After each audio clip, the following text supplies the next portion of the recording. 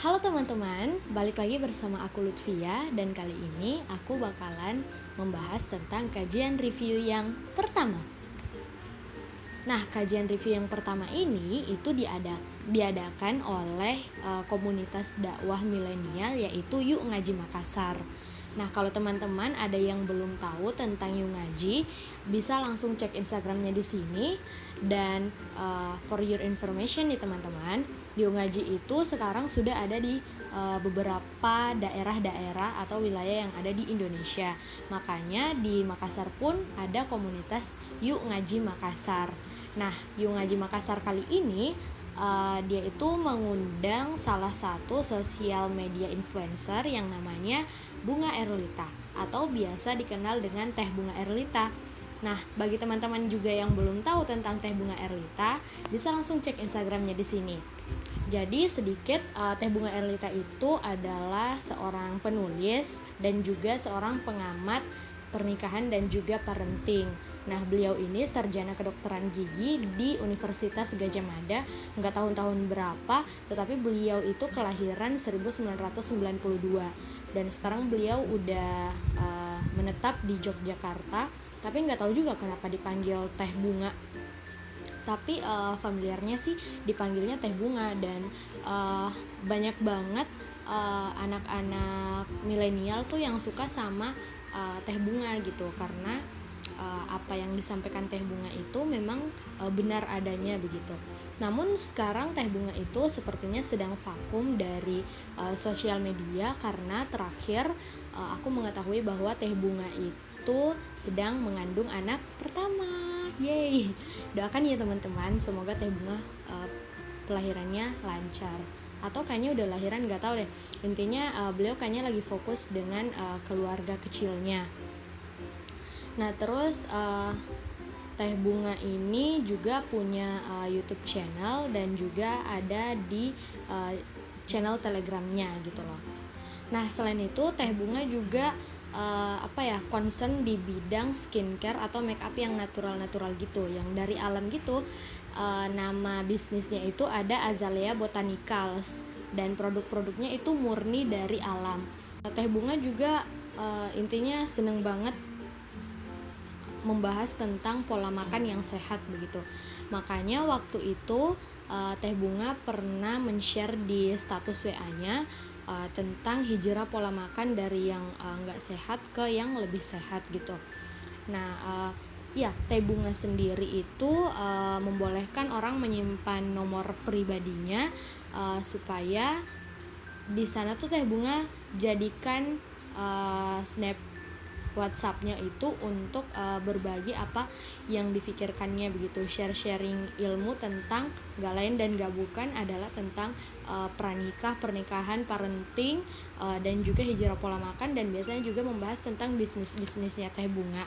Jadi langsung saja kunjungi Instagramnya Teh Bunga ya kalau mau tahu yang lebih lanjutnya. Teh Bunga membawakan judul tentang sosial media for dakwah, karena emang asli sih Teh Bunga itu sosial media influencer banget, dan dibuka dengan catatan waktu itu kalau nggak salah Teh Bunga bilang bahwa dakwah itu tuh wajib untuk seluruh umat muslim, bukan hanya untuk ustaz, ustazah, ataupun yang bertitel LC atau lisens atau tamatan Timur Tengah, tetapi semua itu orang berkewajiban untuk dakwah, karena emang itu tuh udah digariskan di dalam surah yang ini sama yang ini juga.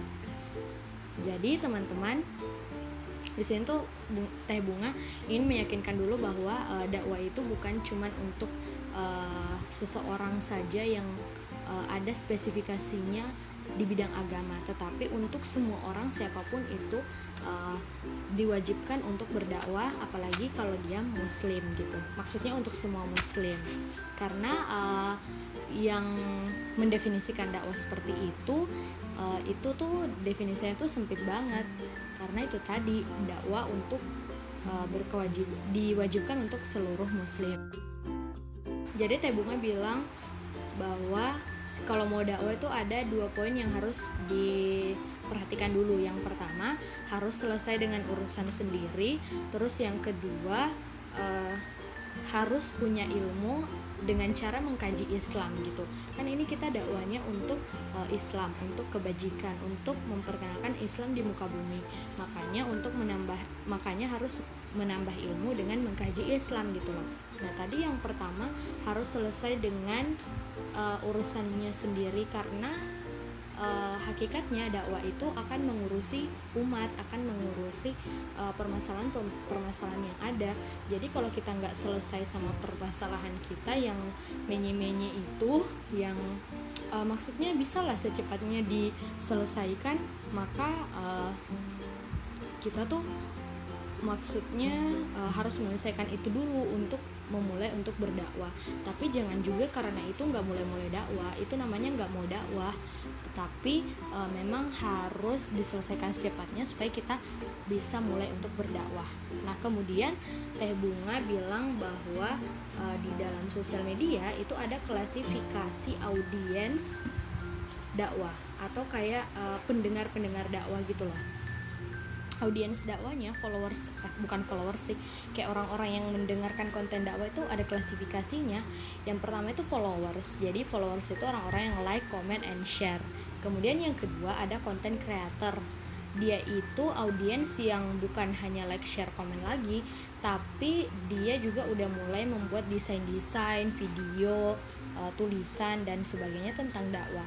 Terus yang ketiga adalah influencer, yang udah kayak Teh Bunga ini, yang udah mampu mempengaruhi pikiran orang kalau dia tuh beliau itu ngomong sesuatu atau tulis sesuatu, apalagi sudah diketahui bahwa beliau itu adalah pengamat pernikahan dan juga parenting gitu.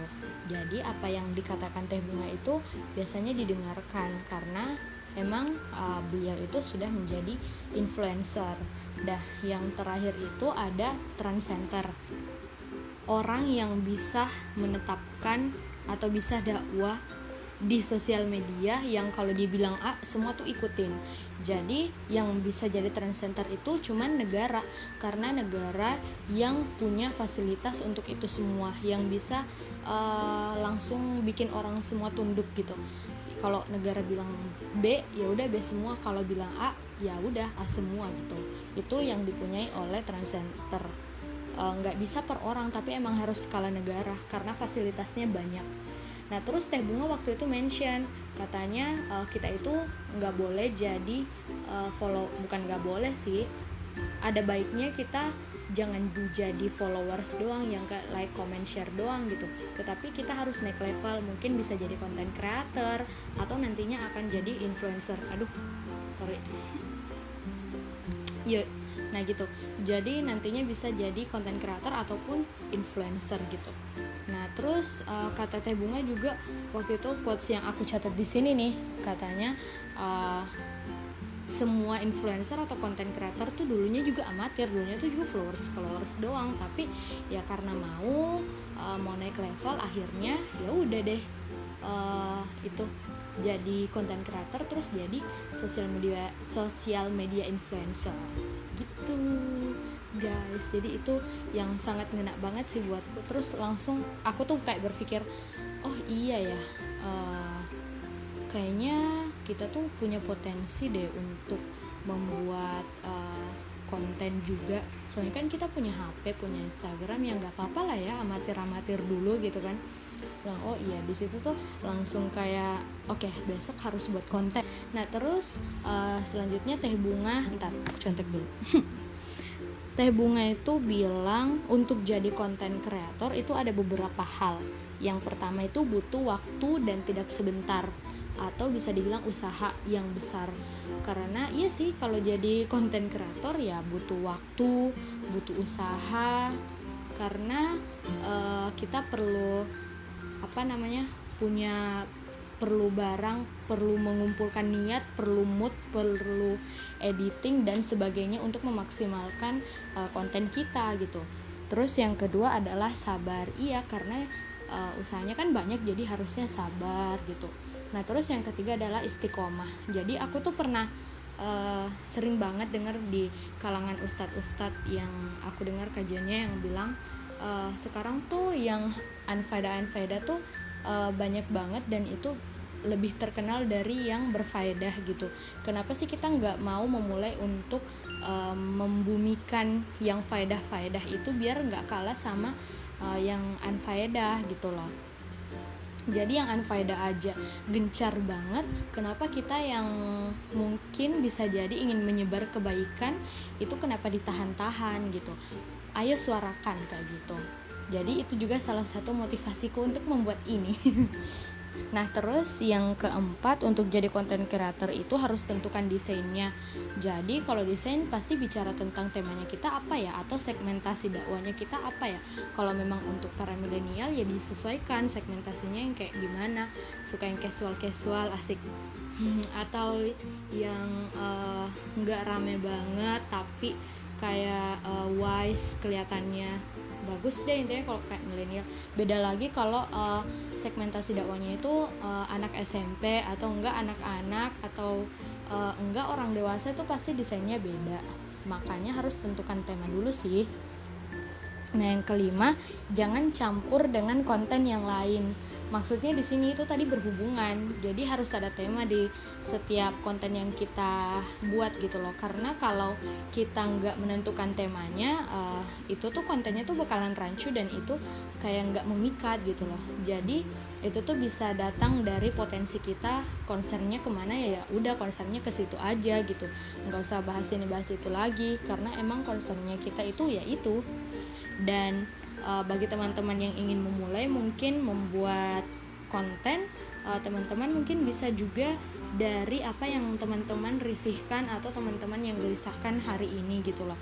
Kayak teman-teman lihat banyak orang-orang tuh insecure gara-gara nggak good looking, atau teman-teman tuh lihat orang-orang tuh nggak produktif. Teman-teman bisa bikin konten berupa tulisan atau video untuk kayak memotivasi gitu loh, tentang keproduktivitasan atau tentang keinsecurean atau tentang apapun deh, potensi teman-teman bisa jadikan konten gitu loh. Setidaknya kita ambil peran untuk menyebarkan kebaikan. Asik. Nah ya, terus yang terakhir, Teh Bunga tuh bilang kalau bikin konten itu harus tentukan brandnya. Aku lupa di sini maksudnya brandnya tuh apa. Di catatanku juga nggak ada penjelasan tentang brand. Tapi menurutku mungkin maksudnya Teh Bunga brandnya itu dari hashtag yang kita bangun atau hashtag yang sering kita bawa. Kayak Teh Bunga kan sering banget tuh bawa hashtag sharing with Bunga Erlita atau enggak Your Sister Bunga, karena Your Sister Bunga itu juga merupakan salah satu kelas pernikahan dan juga parenting yang udah banyak banget gitu yang mengikuti kelas-kelasnya Your Sister Bunga itu. Jadi harus ada hashtag yang kayak menggambarkan oh ini tuh punyanya Teh Bunga, karena ini Your Sister Bunga, karena ini share with Bunga Erlita gitu loh. Jadi ada hashtag yang harus kita tentukan. Juga contohnya itu ada Teh Farah Konita, bisa langsung lihat ke sini.